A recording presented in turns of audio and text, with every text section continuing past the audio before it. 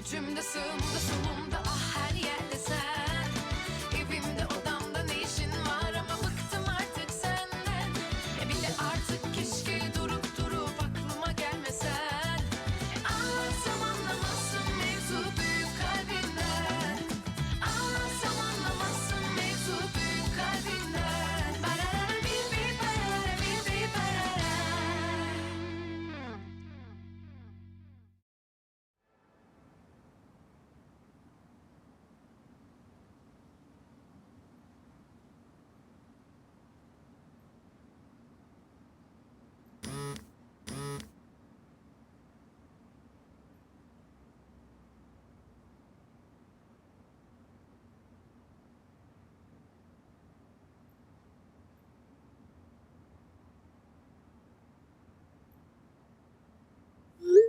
Alam na ba ni Miss Essen na ikaw ang dahilan kung bakit siya nakulong? Pumunta ka na dito ngayon sa pinadala ko sa iyong address.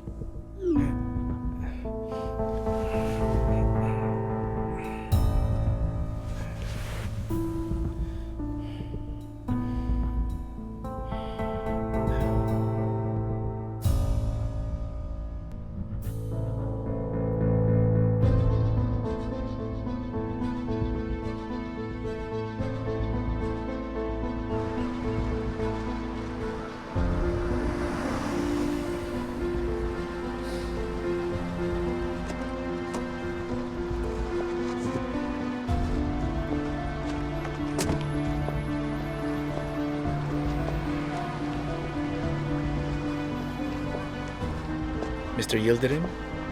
Anong nangyari, Isaac? Mas kalmado ka pa nung pinagbabantaan mo ko sa opisina ko nung nakaraan. Ngayon, namumutla ka. Miss Essen was one of our potential clients. Nagme-meeting lang kami nung ilang beses. Sa dyaryo ko nalaman na nakulong siya. Tinulungan niya kayong magkakontrata. At pera ang hiningi niyang kapalit, hindi ba? At nung nabigo ka, gumawa ka ng paraan para mawala siya. That's a good idea. Nagtataka kung bakit hindi ko yun naisip eh. Makinig ka, Iyo. Hindi ka pa pinapanganak sa mundong to nandito na ako sa negosyong ito. Huwag mo nang ipilit. Dahil laging may naiiwang pakas. May mga kinausap na ako. At kung may mahanap ako, sinisigurado ko sa'yo na magkakaroon na ng ebidensya si Essen laban sa'yo. What do you want? Pinaglaruan ang pride ng anak ko. Pinaglaruan ang pride ko. Naayos ko na ang relationship naming mag-ama pero lumayo ulit si Alara. That man, Demir Erendil. Hindi ako titigil hanggang mawala sa kanya lahat. Mawawala na siya ng trabaho. Lahat kami mawawala ng trabaho dahil sa'yo. Wala ka na kailangan pang gawin. Hindi lang yun. Ang sabi ko, lahat. Everything that is important to him. Trabaho, career, dignidad at mga mahal niya sa buhay. Kay Demir ka lang may problema. Bakit mo pa idadama yung mga mahal niya? Dahil yun mismo ang ginawa niya sa akin. Pumunta si Alara sa isang ospital sa Amerika. Nasisiraan na ng ulo ang anak ko. Alam mo kung bakit? Dahil pinagluruan nila siya. Nilang dalawa. Si Demir at ng girlfriend niya. Girlfriend? Ano naman kinalaman niya dito? Dahil matagal na palang nagsasama si Demir at Celine sa iisang bahay. Niloko niya yung anak ko. Para magkatrabaho siya sa akin, pinaasa niya lang ang anak ko dahil may karelasyon pala siyang iba. Magsisisi silang dalawa. Mr. Yildirim, yung anak niyo Shut kasi... up, Isaac. Shut up. I didn't come here to listen to you. You're the one who will listen to me. Ganito. Sasabihin ko sa iyo kung anong gagawin mo. Ibibigay mo sa akin ang lahat ng information tungkol kay Demir. Anong ginagawa niya, sinong kasama niya, nasaan ang pamilya niya. Alamin mo lahat. Susunod ka sa kahit anong gusto ko. At kung hindi, makikialam ba mga tao ni Miss Essen? Ha? Ganun ba? Gawin mo kung anong gusto mo. Tulad pa rin ng dati. Gagawa ako ng paraan para makaligtas. Si Eyul Gondozelli. The daughter of Mr. Fikret. I can see that you're becoming very close. Magkaibigan ng mga tatay niyo. Maayos na babae si Eyul. At halatang may nararamdaman ka para sa kanya. Kawawa naman siya. Pwede mo akong pagbantaan. At si Demir na rin. Pero ang dinamay mo ang mga mahal namin sa buhay. Hindi na tama yun. You don't know what I'm capable of. Just to protect them from someone like you.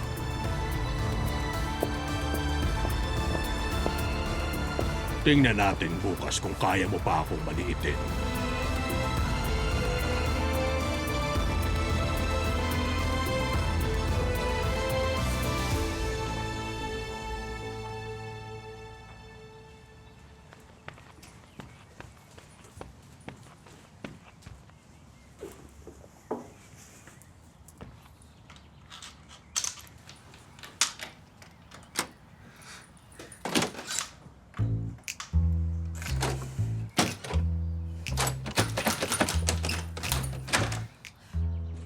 Bakit kasi di ka nagpa-duplicate kahapon? Ano ba yan?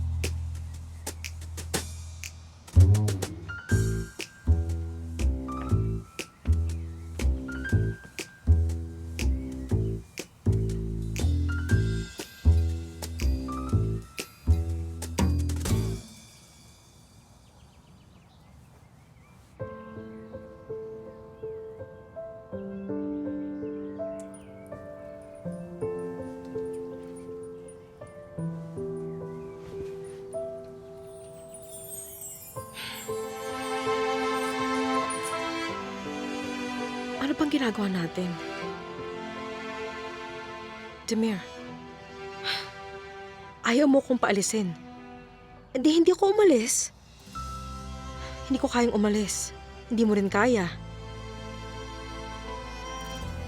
Hindi mo kasi alam kung gaano kahirap na malapit ka sa akin pero hindi kita mayakap. Sumasakit talaga ang ulo ko. Tapos natutulog ka lang dyan?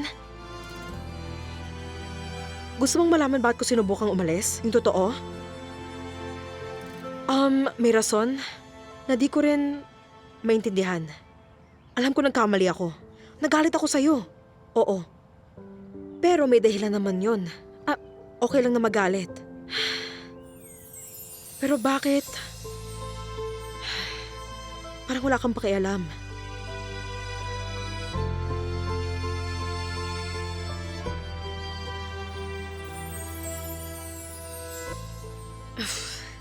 Nagtutulog-tulugan ka, no? Kung anong nasa isip ko, nasabi ko na ihatang malakas, no? Ang ganda-ganda mo talaga, Celine. Sinasabi mo lang yan kasi narinig mo ako. Hindi, ah.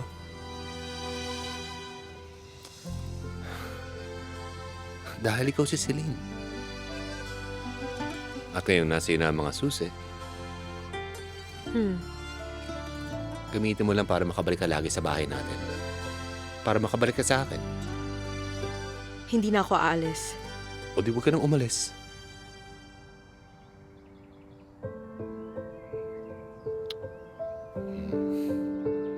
Halika na.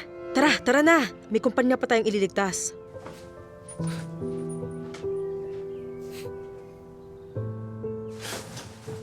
Celine! Wait. Wait a second. Just hold on. Ano? Gusto ko lang malaman kung totoong lahat na to. Hindi ka naman siguro aalis ng bahay habang nasa banyo ako, di ba? Hindi ko yun kayang gawin. Pero, teka lang muna. Baka naman bigla mong sasabihin pupunta ka kay Navidad, pero sa ibang babae ka lang pupunta. Hindi ba ako tama dyan, Mr. Demir? Siyempre hindi. Dapat lang. Dahil kung uulitin mo pa yon, hindi na ako aalis dito. Sisirain ko tong buong bahay na to. Halika nga. Ay, kailangan mo na magbihes. Bilisan mo na. Malilate na tayo.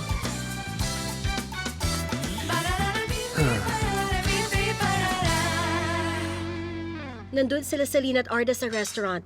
Nagulat talaga ako.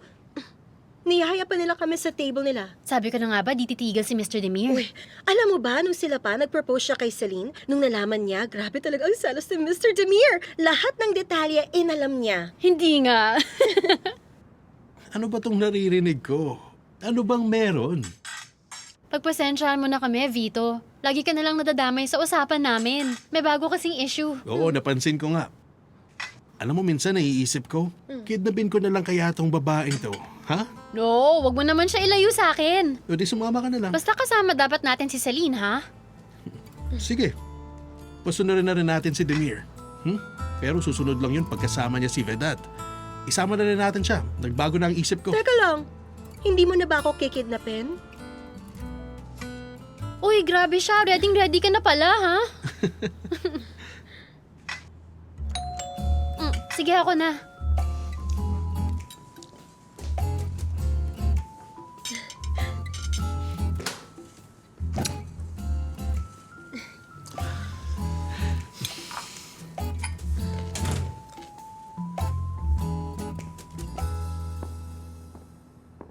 Aba, kanino galing? Galing kay Bora. Uy, talaga ba? Akala ko nasa Antalya siya. Ay, Merve! So, does that mean babalik na siya? Oh my gosh, sana naman. Ano bang nangyari? Mukhang natauhan na yata si Bora. Ay, grabe, nakakakilig naman to. Pinadalhan niya pa ako ng flowers from Antalya. Ibang klase talaga. Wala bang note? Ayun, meron pala.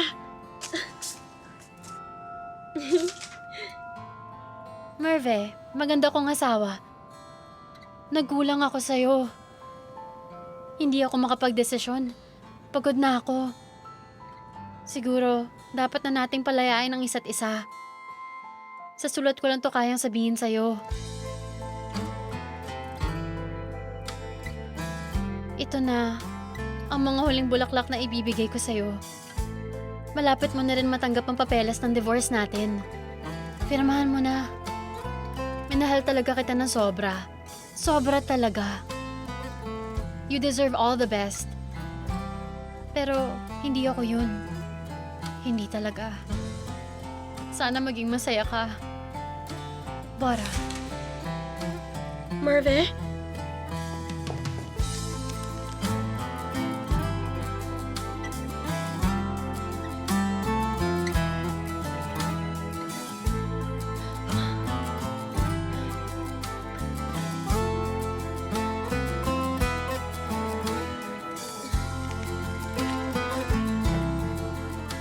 Sweetie?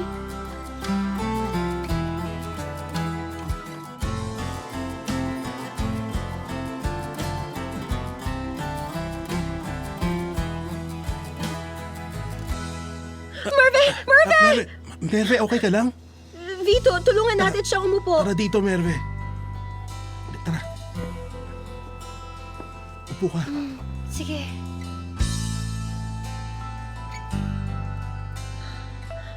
Okay lang.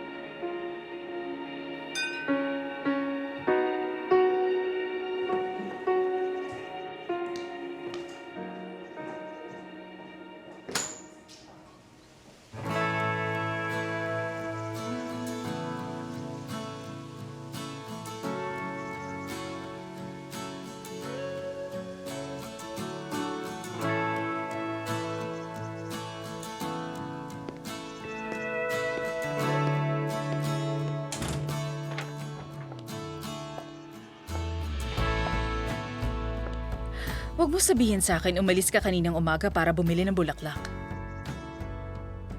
Kaninang madaling araw, it seemed like a good idea. Tapos, anong ginawa mo?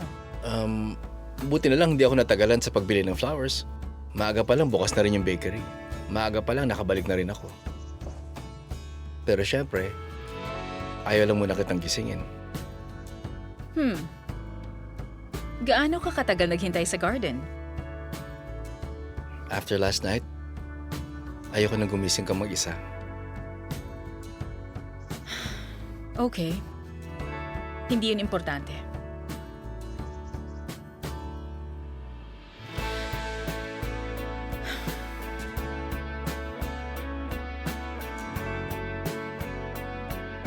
Hindi importante? Yung totoo. Dahil sa akin, importante na magising sa tabi mo. Maganda ng breakfast at gisingin ka.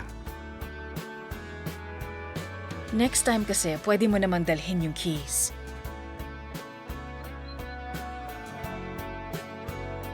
Sa susunod, kahit pilitin ako, di na ako alis.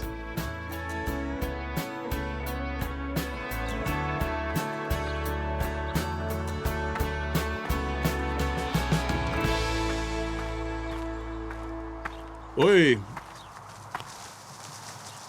Merve? Okay ka lang ba? Okay lang. May ibibigay pala ako sa'yo. Maupo ka na muna doon. Susunod na rin ako.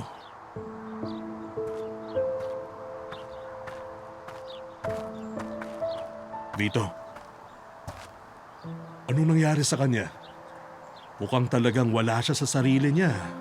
Bro, pinadala ni Bora yung flowers. At parating na rin daw ang divorce papers. Nagulat din kami na sa ganitong paraan pa niya nalaman. Gusto kanyang puntahan, kaya hinatid ko siya dito.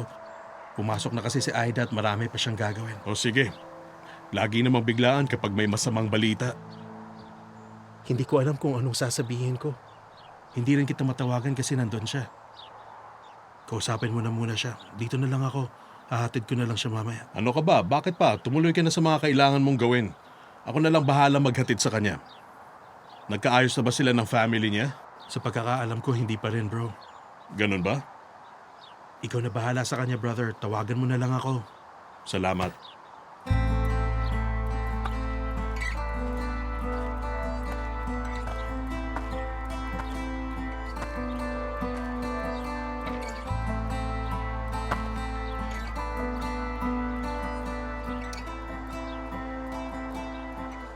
Gusto ko silang itapon. Sirain at itapon. Pero for some reason, di ko magawa. Kawawa naman sila. Wala naman silang kasalanan, di ba? Pero, ayoko silang makita. Kung isama mo sila sa mga tulad nila, they won't feel as alone like me. Merve. Alam kong may pinagdadaanan ka ngayon. Lahat ng bagay nakakatakot sa simula. Ano nang mangyayari? Ano nang gagawin ko? Pero sigurado ako, babalik din lahat ng bagay sa normal. Pinagdaanan ko rin yan. Maniwala ka, alam ko. Oo. Nakipag-divorce ka na dati, di ba? Actually, kaya nga rin gusto sana kitang makausap. Para kasing kailangan ko na yatang makahanap ng divorce lawyer. Ganun ba yun? Parang hindi kasi yata tama na basta lang pumirma ng papel. Tapos pupunta pa ako sa piskal na parang kriminal. Isipin mo na lang na nakasakay ka sa roller coaster. Umaakit siya ngayon, pero bababa rin to. At bago mo mapansin, titigil din ang paggalaw nito. Siguradong maguguluhan ka. At hindi mo malaman kung saan ka dadalhin. Pero matatapos din lahat. Lilipas din lahat.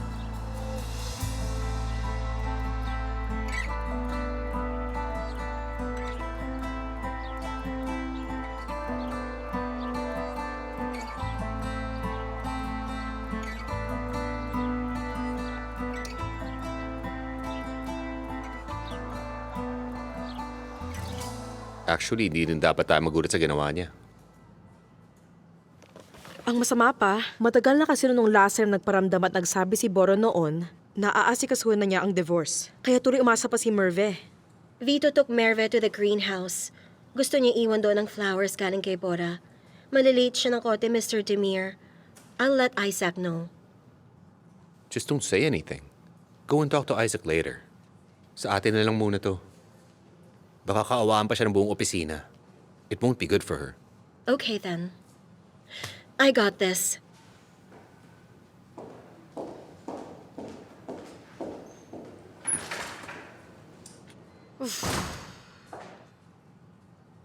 You okay? Not okay. Sana may maganda namang mangyari. Nakakapagod.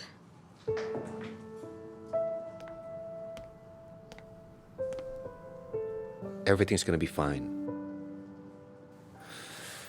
Lagi naman natin naayos ang lahat. Hindi ba? Tama ka dyan. Diba? Mhm.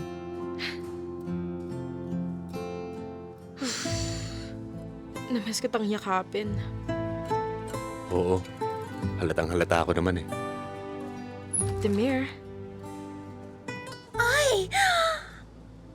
Pasensya na po. Come in, Miss Asmi. Mr. Demir, sorry talaga pero hinihintay ka na nilang lahat sa meeting room. All right, let's go.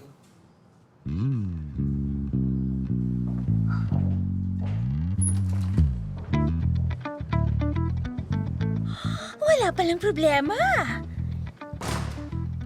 Kinabahan patuloy ako.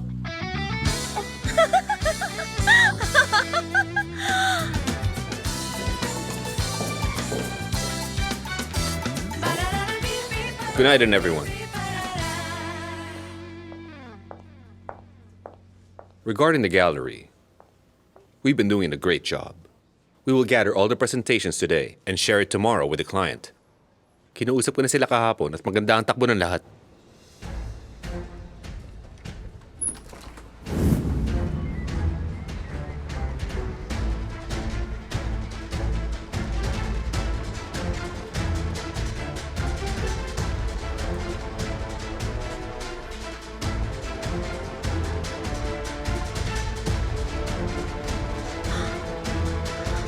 Ano po yun? If ever matapos natin today ang budget concerns, sketches at mga plano, for approval na tayo bukas. Pagkatapos nun, pwede na nating simulan ng construction. Konting tiis na lang, guys. Alam kong pagod na din kayo. But we're gonna have to keep working with the same speed, patience, and efficiency. Any questions? Mr. Demir, Yes, Miss Asmi? may mga pulis na biglang dumating.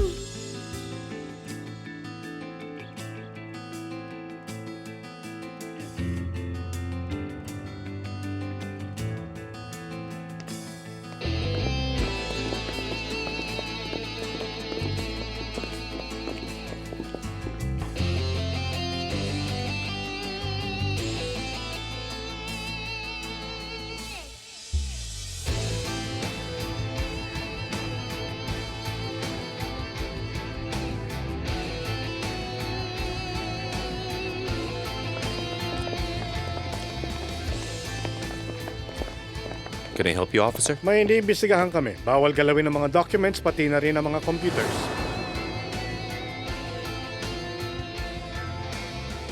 Demir? Pwede ko ba malaman kung bakit? Demir Erendil, Isaac Yangal, Feru Ozerdim. Kailangan niyong sumama sa amin sa presinto.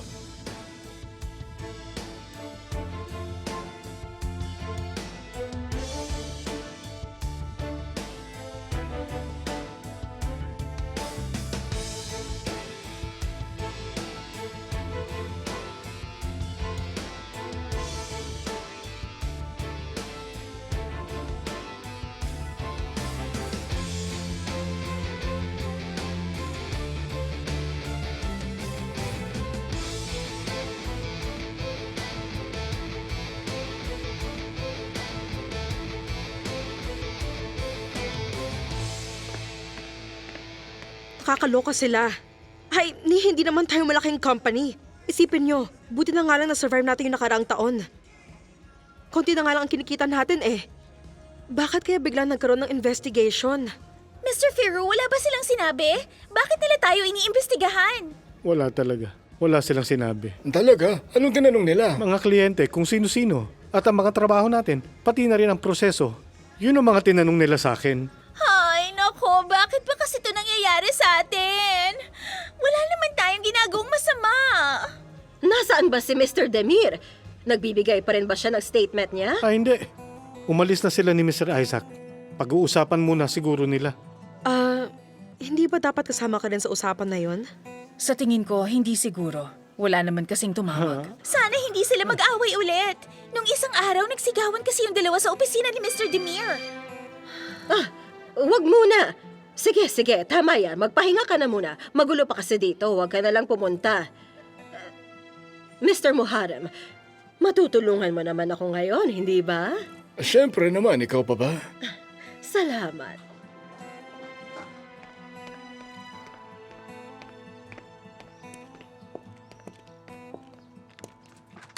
Nung nakaraan nandito ako, hindi mo ako pinapasok. Huwag mo nga ako subukan, Isaac. Sige ka, baka mamaya hindi ako makapagpigil dito. Relax. Nagbibiro lang naman ako para gumaan ang sitwasyon. Alam mo ba, banned ka pa rin dito. Bawal ka dumaan sa pintong to.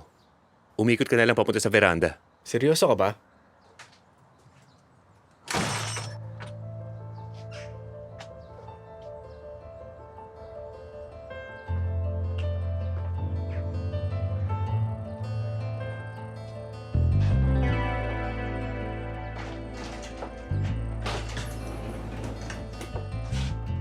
Inimbita mo pa ako dito. Pwede naman sa cafe na lang.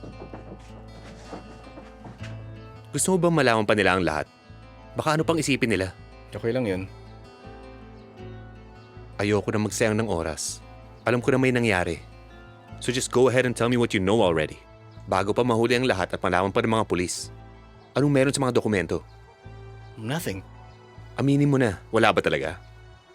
O baka naman sinira mo na? Paanong sisirain? Wala naman talaga. Seryoso. Isaac, meron mga mali dun sa accounting ni Feru. Ang balita ko pa, may kinalaman daw dun sa hotel. Problema kliyente at mafia. There are even some people blackmailing you with photos of you and that woman. Tama ba? Hindi mo naman maintindihan, Demir. Si Yildirim ang dahilan kung bakit may investigation dahil gusto kanyang bawian. Hindi niyo to magagawa kung wala siyang matibay na ebidensyang hawak laban sa atin. At sasabihin mo sa akin kung anong mga yon. Listen, Isaac. It won't take long to gather the pieces together. Sinabi mo na sa akin ang totoo sa gym. Ito na ang oras mo.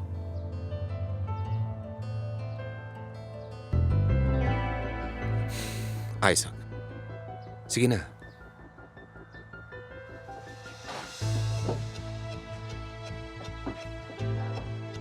May mainom ka ba dyan? Mahabang usapan to.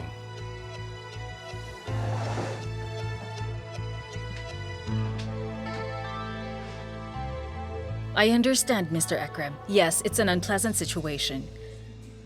Hindi ko alam kung nasaan sila ngayon, but they left the police station. Punta lang muna ako doon. Hindi rin nila sinasagot ang tawag ko. All right. Don't worry, we'll let you know. Thank you. Have a good day. Feeling ko na shock talaga si Mr. Ekrem.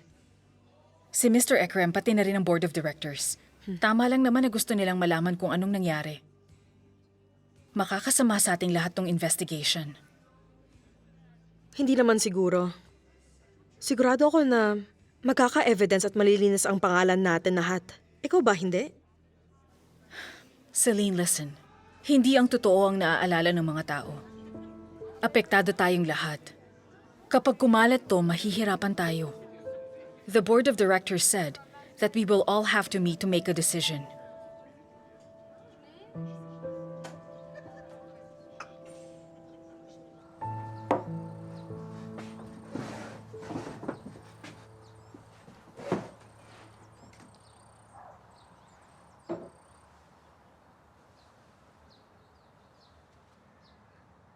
Tinawagan ako ni Mr. Yildirim kagabi. We met up. Talaga? Anong sinabi niya sa'yo? Sabi niya tulungan ko daw siya para siraan ka. At bakit naman daw niya ako sisiraan? Tell me the truth. Did he actually start believing in the lie that I molested his daughter? Siguro mga 2 days ago, pinadala na si Alara sa Amerika. She's getting psychiatric treatment. Yildirim blames me. Hindi lang ikaw. Pati si Celine. Alam niya magkasama kayo dito. Walang kinalaman si Celine dito. Pati rin si Eyol. Pero kung hindi ko siya tutulungan, baka mapahamak si Eyol. Teka, bakit nadamay si Eyul? Alam ko na. Alam na niya sigurong may relationship kayong dalawa ni Eyul. Pero si Yildirim, nagsimula na siyang manggulo bago pa man niya ipadala ang anak niya sa ospital, hindi ba? Ano ba talagang ginawa mo, Isaac?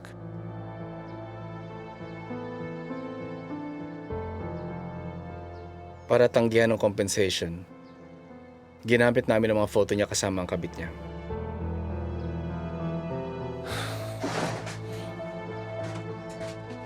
Binlackmail mo ba siya?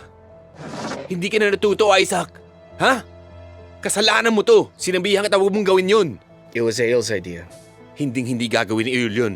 You put her under so much strain. She wanted to quickly settle this issue with the compensation.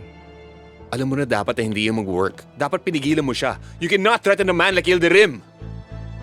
Men like him respond with worse threats and casualties. Hindi ka nagkakamali. Alam na niya na dahil sa atin nakulong si Essen, he is threatening us. Nasa kanya rin ang mga pictures natin na kasama sila Essen. Totoo nga talaga ang sinasabi nila tungkol sa hotel, no? You threatened the mafia at ginamit mo ang mga kumpanyang papasok sa business na to. Ang Artemim pa na halos mabankrupt na ang nakakuha ng project. Risky times call for risky decisions.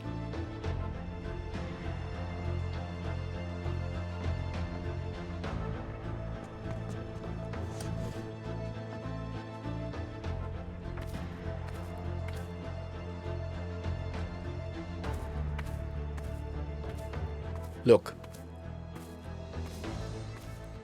hindi ko nagustuhan ang mga nangyari. Pero ginawa ko lang kung ano ang kailangan. Bigla na lang, one move led to the next. Did you bring Celine to the same table with the mafia? Si Celine, ako, Eyul? Ang lahat ng empleyado ng Artemim, kinaladkad mo sa kalokohan pinasok mo? Ilang beses ko kayong tinanong ni Eyul kung anong ginawa niyo. You constantly lied to me. Ginalit mo si Yildirim at tinraidor mo ako. Ngayon tuloy, iniimbestigahan tayo. Hindi mo ba alam ang organized crime? Gusto mo makulong tayo lahat? Anong gagawin mo? Isusumbong mo na ba ako? Magpapakita ka na sa board of directors? Isaac, pwede bang tumahimik ka na lang? Ibigay mo sa Essen. Mas malinis pa. Ibang klase ka talaga.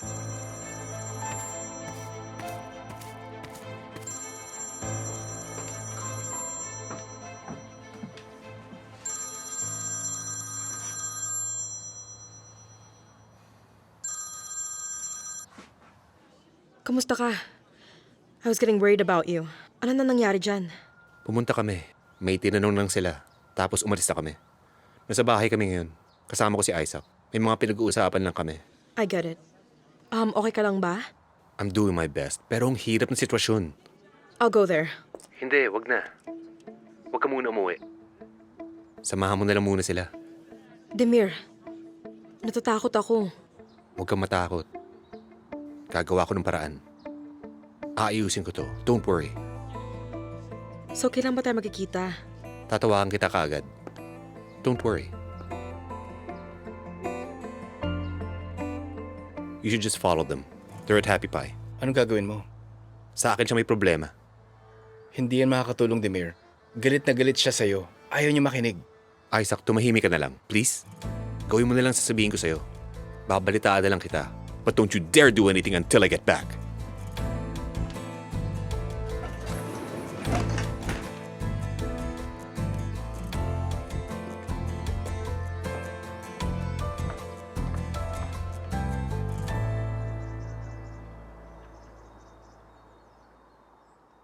Balik kayo ulit. Thank you.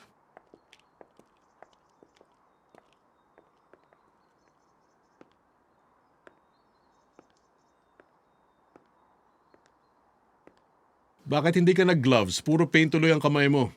Okay lang yan. Ikaw ang bahala. Ang galing mo pala mag-paint. Hindi, no? Hindi ko pa nga natatapos to, Vedat. Masyado ka lang mabait. Sabihin mo dapat sa akin yung totoo. Sige. Sasabihin ko sa'yo. Ngayon ka pa lang ba nakasubok niyan? Kapag nalulungkot kasi ako, minsan nagpipintura o kaya naman nagde-decorate ako ng mga paso.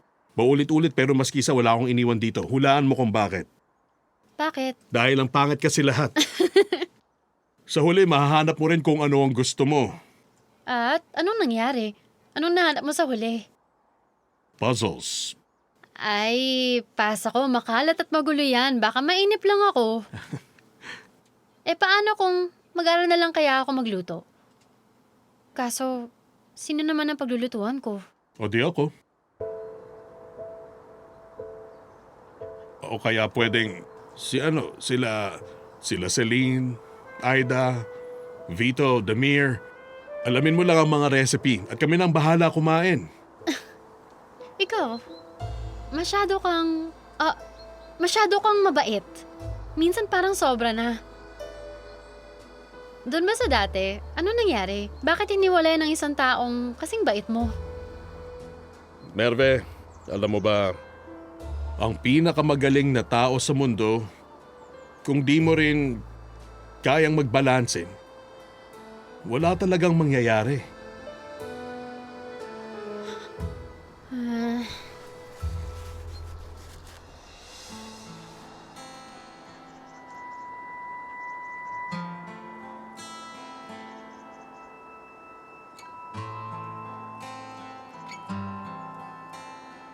Sa tingin mo, ano gagawin ko dito? Hindi ko kasi alam kung anong gagawin ko. Kung ibalik ko kaya kay Bora to, may rules ba na dapat sundin? Wala namang rules tungkol doon. Pwede mo gawin kahit anong gusto mo. Kung gusto mo, itago mo lang. O kaya ihagis mo sa dagat. Ibalik mo kung gusto mo. Gawin mo kung anong magpapasaya sa'yo. Ayokong hitapon. Parang ayoko rin namang ibalik to kay Bora. At alam kong hindi lang naman to tungkol kay Bora. This is my ring. Walang pumilit. Sa akin na isuot ko to.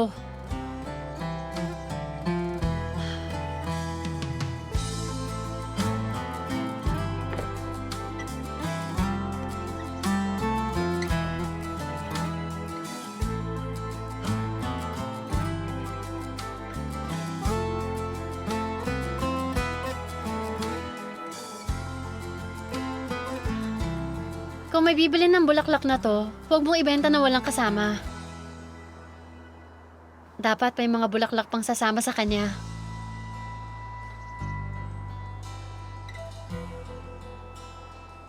Unang araw ng bago kong buhay. Maghugas ka na muna. Tapos maglakad-lakad muna tayo sa greenhouse. Okay. Tumatawag si Aida. Yes, Aida? Hey, kamusta ka? Are you feeling better now, sweetie? Eto, okay naman ako. Don't worry, papunta na rin ako sa office. Nandyan ka lang ba? Kasi yung office, sarado nga pala. Sa Happy Pie ka na lang dumiretso. Okay, pero bakit biglang sarado yung office? Ano? Paano? Anong kinuha sila? Makukulong ba sila? Witness ba? Bakit? Para saan? Para saan ba yung interrogation? Sige.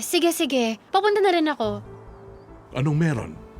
Sabi sa akin, iniimbestigahan daw yung kumpanya namin at dinala si Mr. Demir sa presinto. Paano? Nasaan sila ngayon? Magkakasama sila sa Happy Pie. Nandun sila.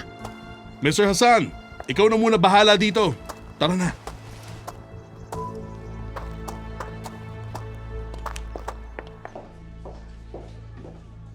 Pasensya na, pero napilitan akong ikwento kay Merve kung anong nangyari kanina.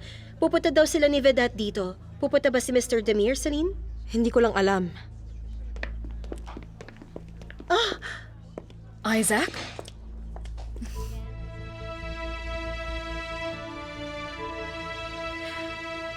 Are you okay? Oo. Mr. Isaac, nasan si Mr. Demir? Sino nag-report sa atin, Isaac? Anong sabi nila? Kailan kaya tayo makakabalik sa office? Maayos na ba lahat? Kumalma lang kayo. May mga iimbestiga ng mga pulis tungkol sa kumpanya natin. Marami pa silang aalamin. Matagal pa to. Sa ngayon, wala muna kayong pasok. Nasaan si Demir? Bakit hindi kayo magkasama? May kakausapin lang daw muna siya. Sigurado kung maayos din niya lahat dito. Oh, kilala ba natin? Sino ba? Sabihin mo sa akin, pupunta ako na siya ngayon. Teka, Mr. Muharrem, ano ba naman yung pinagsasabi mo? Pasensya ka na, Miss Leila. Ayoko nang niloloko tayo. Pero ayaw naman siyang kausapin ni Mr. Yildirim. Si Mr. Yildirim ba ang gumawa nito? Sinong Mr. Yildirim? Client namin sa hotel. Naalala niyo yung ahas na si Alara? Tatay niya yun. Yung ahas na babaeng yun? Aha. Sana hindi na lang pumunta si Mr. Demir. Sigurado ako magagalit lang yun. Lalala pa lalo ang sitwasyon. May mas malala pa ba sa nangyayari, Mr. Feru? Wala akong ibang gustong kausapin. Kailangan kita dito. Nasa bahay lang ako. Please, pumunta ka na. Kailangan ko na rin pala umalis. Are you meeting Mr. Demir? Oo. Nagkwento ba siya tungkol kay Yildirim? Yeah. Pero mamaya ko pa malalaman lahat ng details. Ingat kayo.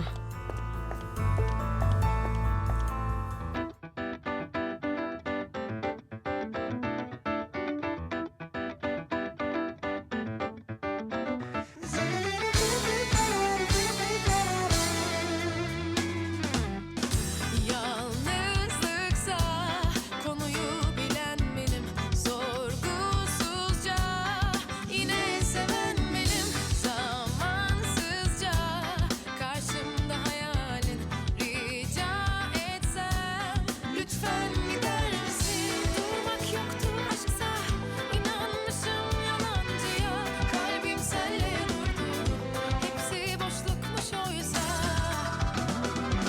İşimde gücümde sağımda solumda ah her yerde sen, evimde odamda ne işin var ama bıktım artık senden. Bir de artık keşke durup aklıma gelmesen. Anlatsam anlamazsın mevzu büyük kalbimden. İşimde gücümde sağımda solumda ah her yerde sen, evimde odamda ne işin